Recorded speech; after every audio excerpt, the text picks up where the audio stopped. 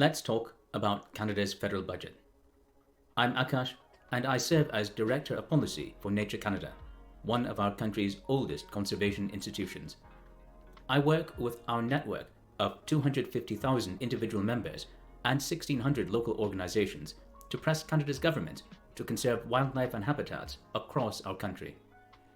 The federal government has just tabled its budget, its most important public policy instrument. As expected, there's some good news and some disappointing news. Let's start with the good.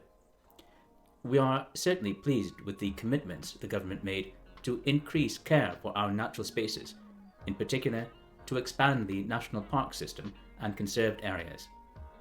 The budget includes funding for 3 new national protected areas: the Central Coast National Marine Conservation Area Reserve in British Columbia, the Ojibwe National Urban Park in Ontario, and the Ptuamukek National Park Reserve in Prince Edward Island. These are significant victories which Canadians everywhere can celebrate. We commend the federal government and congratulate Canada's naturalists, environmentalists, and First Nations whose hard work made this day possible. Now for the disappointing news. There are areas in the budget where the federal government continues to announce ambitions without taking steps to fulfill them.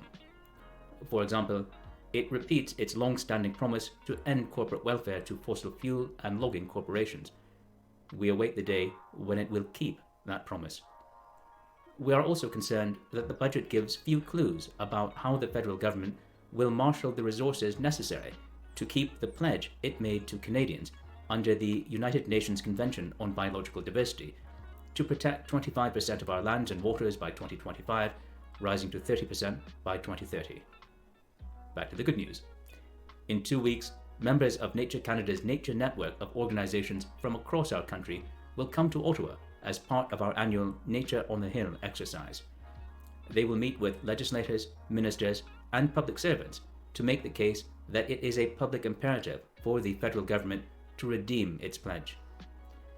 If you would like to help make our shared hope a reality, please visit the link in our bio and make your voice heard in Parliament.